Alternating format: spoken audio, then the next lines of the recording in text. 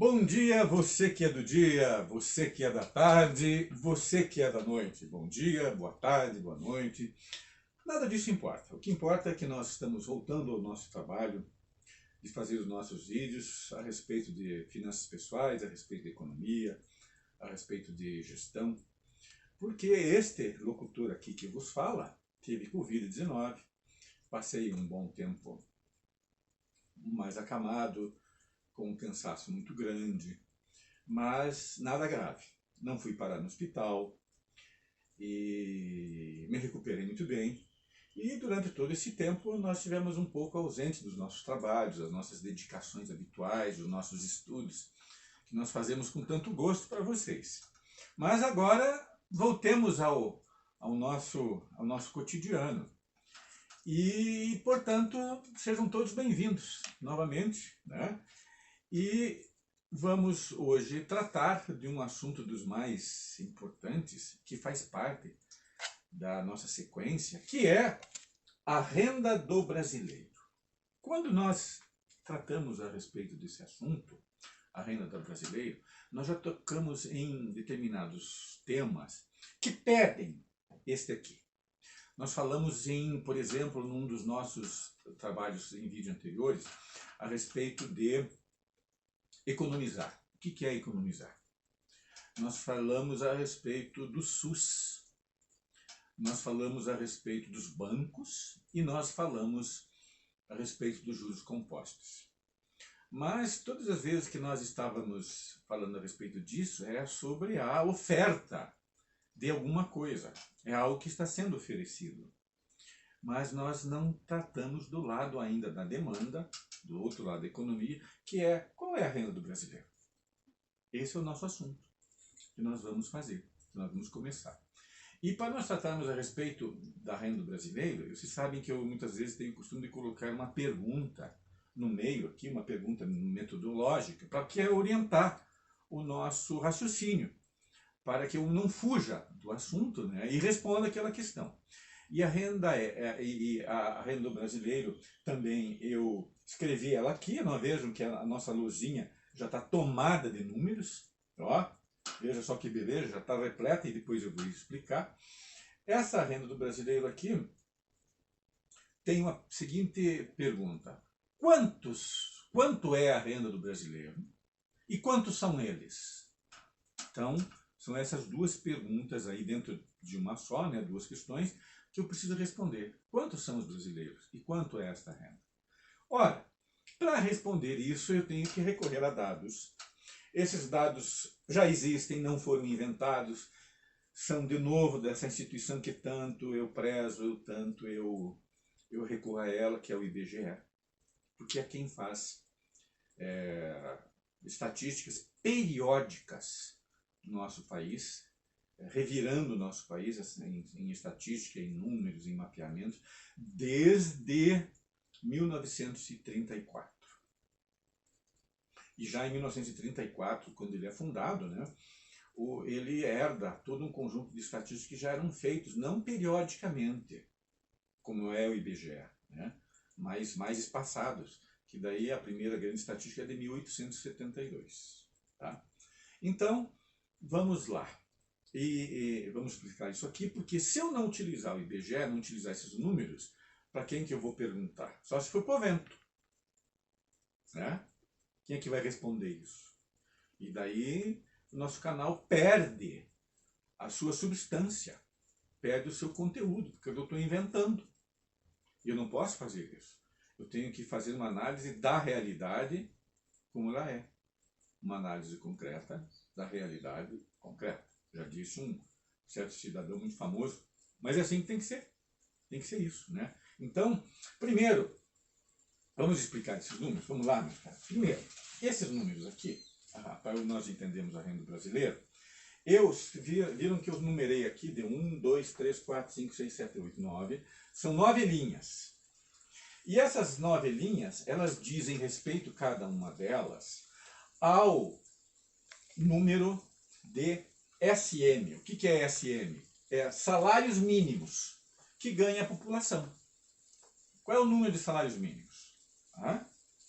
E Então, cada uma dessas linhas vai conter essa informação do número de salários mínimos por categorias.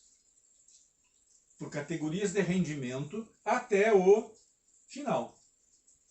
Muito bem. E daí, nessa segunda coluna, estão os percentuais. Qual é o percentual de brasileiros que pertence a cada faixa? 1%, 2%, 10%, 30%, 40%, 50%, 80%. Qual é o percentual? E na terceira coluna aqui, eu coloquei, são quantos esses brasileiros? São quantos esses brasileiros? Né? Então eu respondo a pergunta do quanto ganha e de quantos são esses brasileiros. Né? A nossa perguntazinha imaginária que eu tenho na cabeça que eu tenho que responder. E tenho que ter também um número base. Sim, mas esse percentual é sobre quanto? Porque todo percentual é sobre uma determinada grandeza. Que grandeza é essa que eu estou falando? Essa grandeza que eu estou falando é um conceito muito famoso dentro da estatística e dentro da economia chamado população economicamente ativa. E essa população economicamente ativa são todos aqueles que são que constituem, de alguma maneira, oferta de mão de obra, né, na definição do IBGE, que são os empregados, os trabalhadores autônomos, são membros de família não remunerados, por exemplo, gente que trabalha com o pai, são os empregadores, aqueles que são que empregam trabalhadores, por exemplo, um proprietário de restaurante, um proprietário de padaria, um proprietário de bar, um proprietário de uma oficina mecânica. Isso são pequenos capitais, como os grandes, né? Um proprietário da Companhia Siderúrgica Nacional, né? Isso aí são os grandes empregadores. E eles estão aptos para exercer atividade econômica, e aí também se incluem os desempregados, porque os desempregados eles estão aptos para trabalhar, só que não encontram um emprego. Eles fazem parte da PEA, que é PEA, população, P, economicamente e ativa, a PEA, ou também conhecido numa outra denominação por FT. O que é FT? Força de trabalho. É o conceito de força de trabalho. E são os que estão dentro dessa força de trabalho, dentro dessa população economicamente ativa. Né? E são quantos brasileiros? São 107 milhões. Esses são os números que eu obtive do último anuário estatístico do Brasil, do IBGE, que está disponível. A gente digita ali no Google, Anuário Estatístico do IBGE 2020, IBGE. Digita aquilo lá e a gente entra lá no IBGE e está lá um anuário com todo ele detalhado.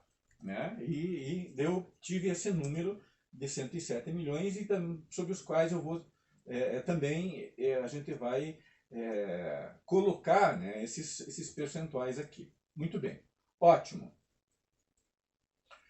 E também outro detalhe, né, essa estatística também nós vamos voltar a ver, porque este ano está sendo feito também mais um recenseamento, mais uma pesquisa estatística que vai ser publicada em 2023, que é o próximo ano. Daí eu posso comparar isso que eu tenho agora com o próximo ano. Da gente ver se evoluiu, se involuiu, se melhorou, se piorou, que perspectivas tem, o que não tem, o que está bom, o que está ruim, né? Para fundamentar a nossa conversa. Para fundamentar, para ela ter substância. Para não ser uma coisa assim de rua, né? Conversa de rua, conversa de bar, né? Então vamos lá? Então, ó, meu povo, então nessa primeira aqui estão os salários mínimos, né? Os SM. Então, muito bem. Na linha 1, na faixa 1, quantos ganham até meio salário mínimo? Quantos ganham até meio salário mínimo? Aqueles que ganham até meio salário mínimo corresponde a 7% dessa força de trabalho aqui. 7%. São, portanto, 7,4 milhões de pessoas que ganham perto de um salário mínimo no Brasil inteiro. Né? Em algumas regiões um pouco mais, um pouco menos, mas é aí perto disso. 7% dessa força de trabalho ganha até meio salário mínimo.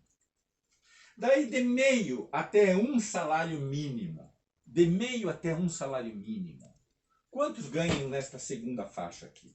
Nesta segunda faixa, de meio até um salário mínimo, ganham 17% desta força de trabalho de 107. São 17%. Portanto, 18 milhões, 18,1 milhões. Eu até acho melhor até a gente eu arredondar, né? Vamos arredondar para a gente deixar mais fácil a nossa conversa. Então, deixa eu pagar isso aqui, ó, o número depois da vírgula. Isso, pronto, aí. Para a gente, pronto, aí, ó. Vamos pagar aqui, para a gente falar de números mais redondinhos. Pronto. Então, ó, então temos aqui 18 milhões de pessoas que ganham entre meio e um salário mínimo. Meio e um. Depois, entre 1 e 2 salários mínimos, nós temos 35% desta força de trabalho. São 37 milhões de pessoas que ganham de 1 a 2 salários mínimos. Daí, de 2 a 3 salários mínimos, nós temos 12%. 12% 12% desses 107 milhões que ganham entre 2 e 3 salários mínimos, que dá, portanto, 13 milhões de pessoas, né, em termos redondinhos. 13 milhões. E depois de 3 a 5 salários mínimos, quantos estão nessa faixa?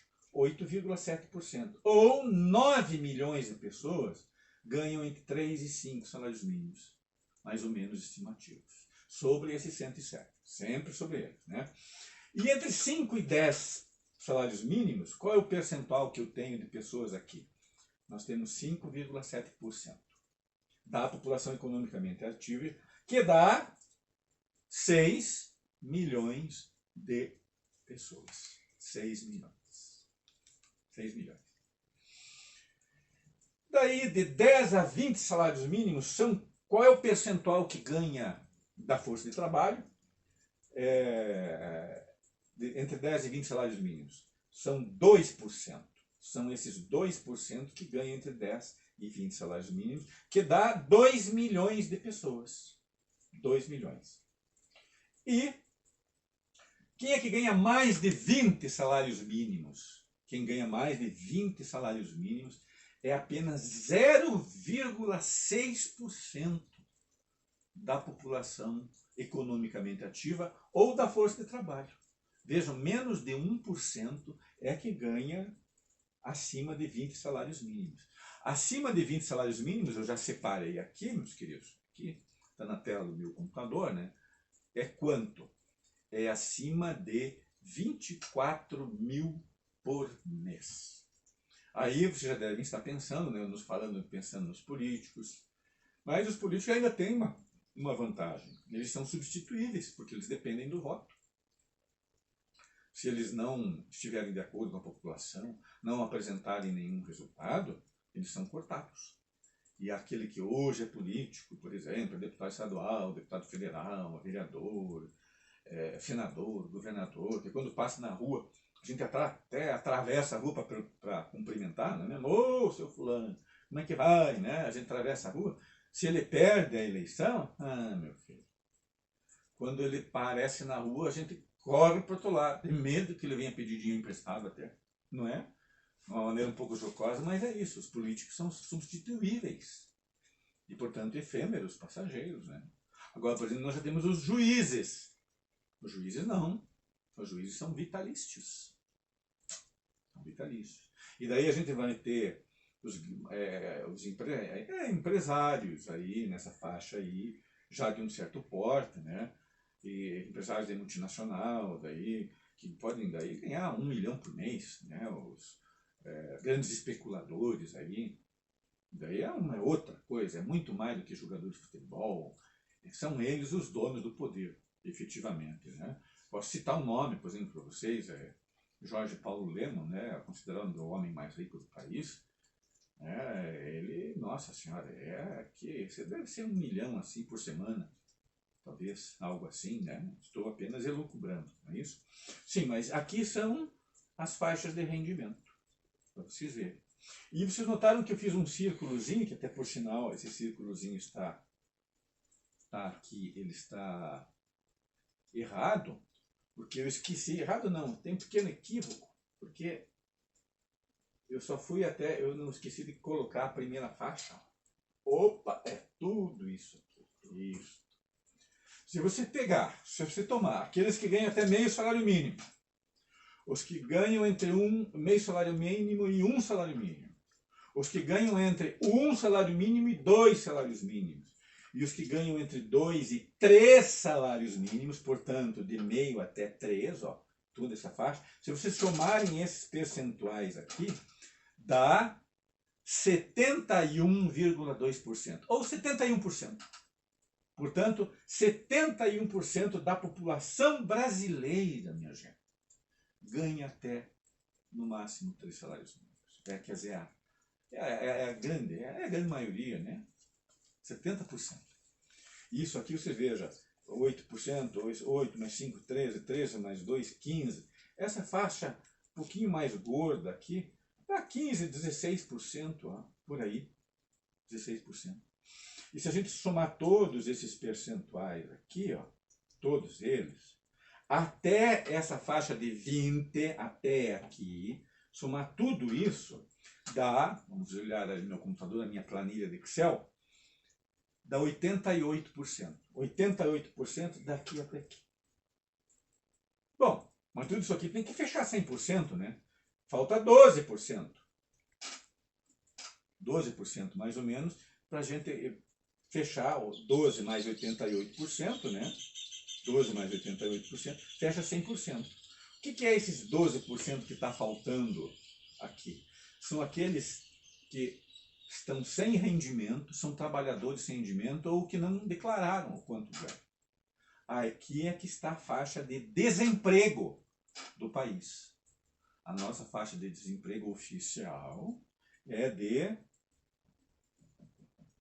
12%. Quer dizer, portanto, um número bastante alto pela última estatística do IBGE. A outra, como eu falei para vocês, está sendo feita neste ano, agora, e vai aparecer no ano de 2023, vai ser publicado no ano de 2023, referente a 2022. Né? Está tendo esse atraso por causa da pandemia, por causa do Covid. Né? Eu acho que esse número teria que ter já saído em 2020, mas não pôde, né? Não teve jeito. Vai sair somente em 2023. Daí eu volto ao tema e vou comparar, para ver como é que nós estamos. Muito bem. Então, isto aqui, meus queridos e minhas queridas, é a faixa. Isso aqui são as faixas. As faixas de rendimento são essas aqui. São essas. Com os respectivos percentuais, o número de milhões de trabalhadores, tá? Número de milhões, e as faixas de quanto eles ganham.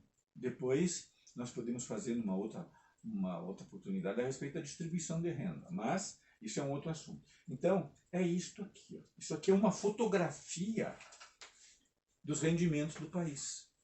Sim, mas afinal de contas, se é uma fotografia dos rendimentos, tá, agora eu já sei. Mas para que isso serve? Serve para quê, além de eu ficar sabendo?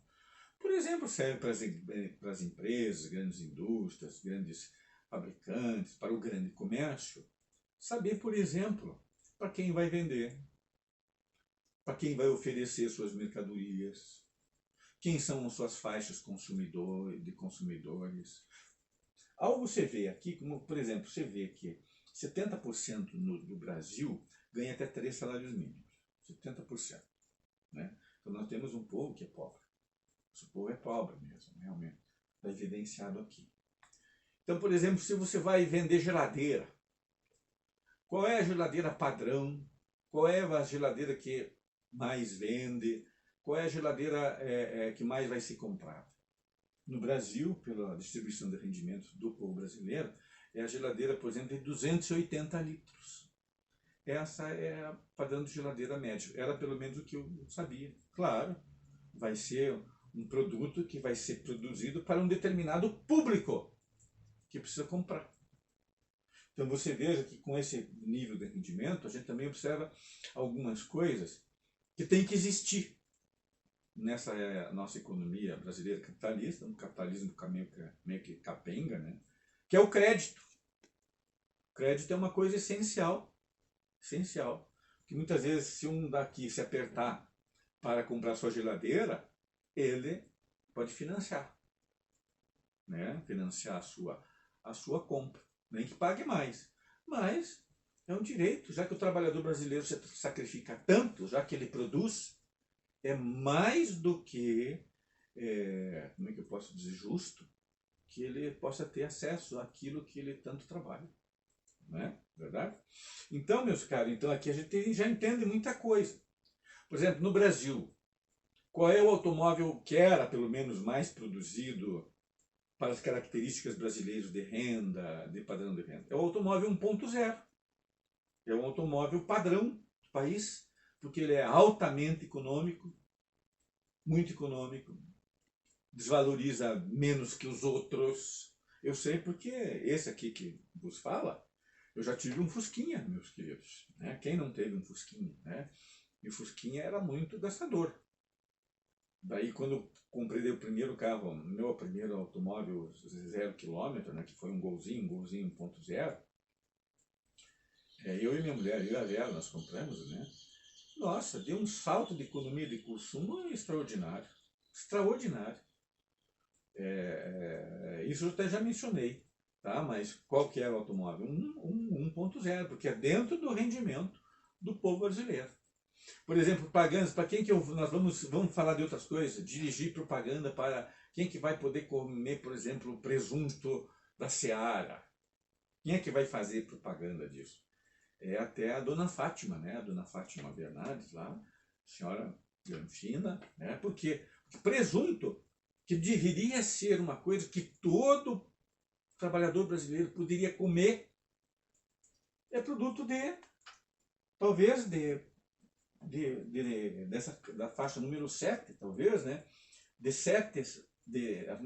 A faixa número 7, de 10 a 20 salários mínimos para frente, que o povo brasileiro não pode comer presunto todo dia.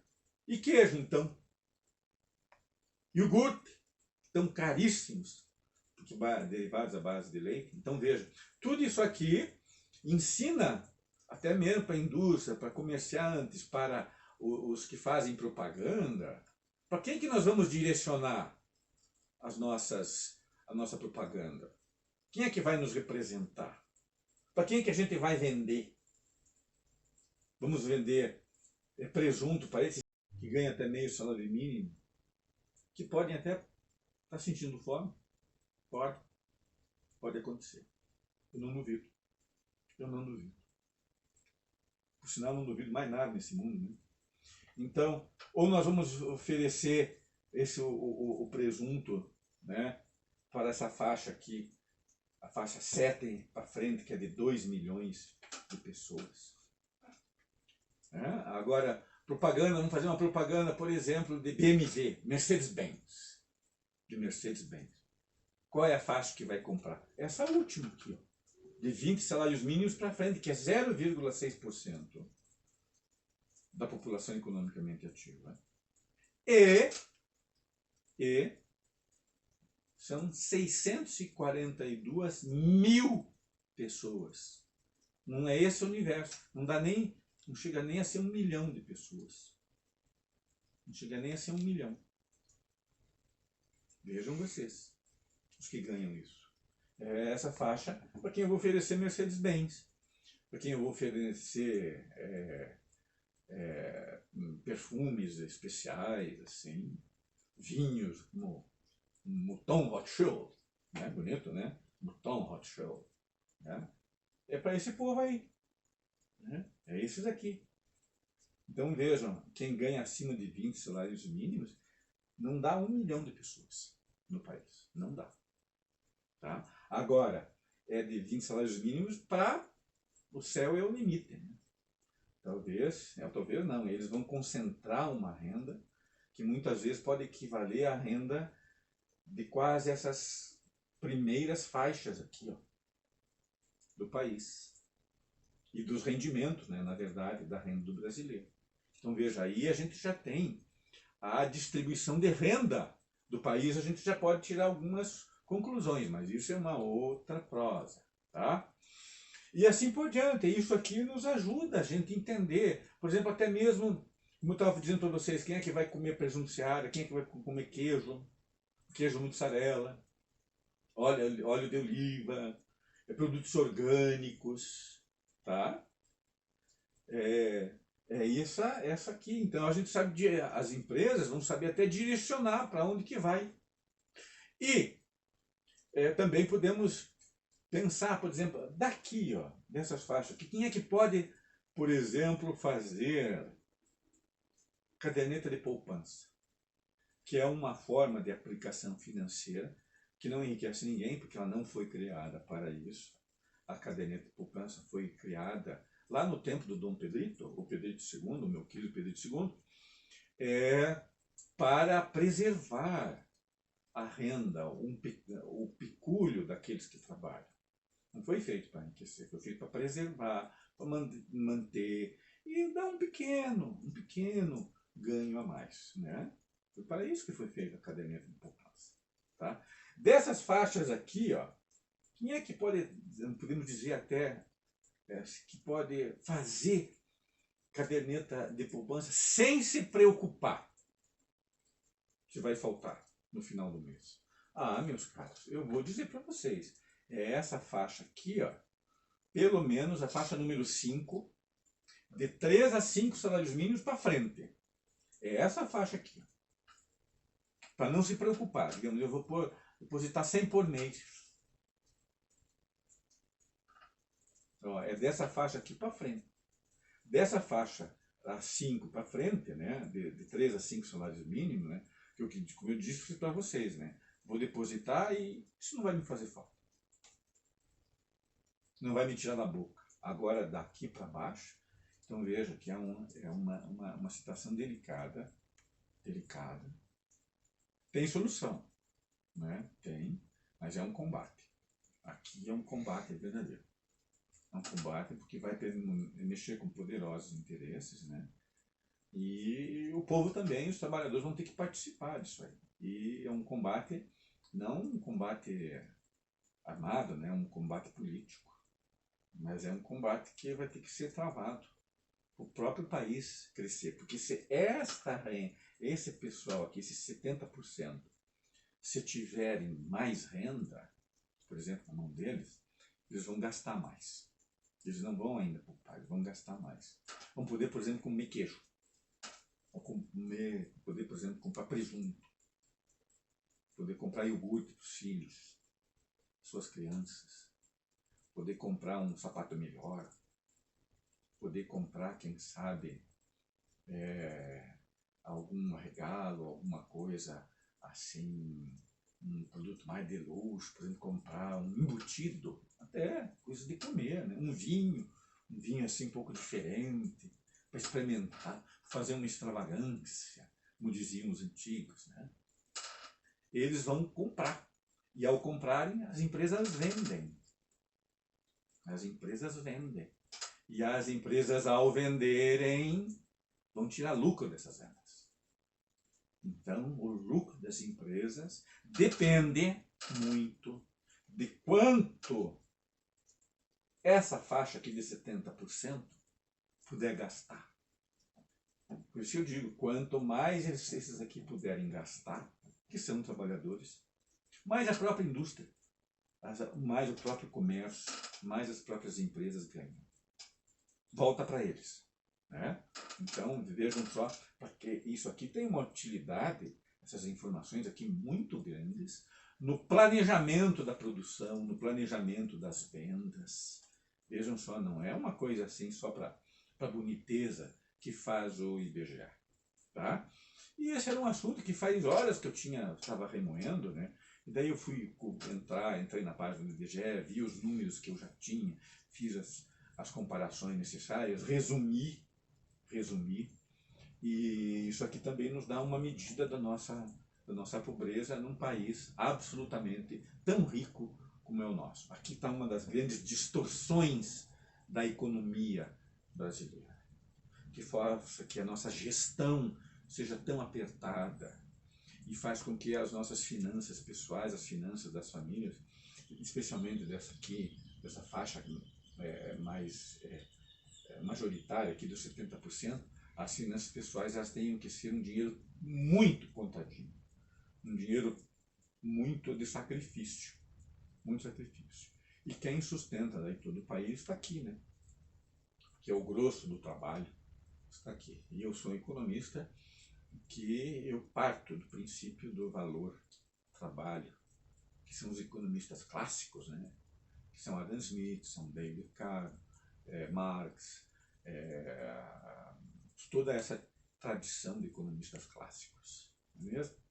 E eu sou apenas um ilustre desconhecido, né? Um ilustre desconhecido, mas que anda por esses caminhos, porque eu os considero justos e que abordam as grandes dificuldades dos trabalhadores, não é isso? Então, meus queridos e minhas queridas, espero que vocês tenham gostado desse meu trabalho. Perdoem mais uma vez a demora, né, em publicar desse vídeo, mas é um assunto muito importante que merece ter uma atenção toda especial. Então, meus caros, meus queridos e minhas queridas, mais uma vez eu me despeço de vocês. Até o nosso próximo Ponderando com Cajô. Até!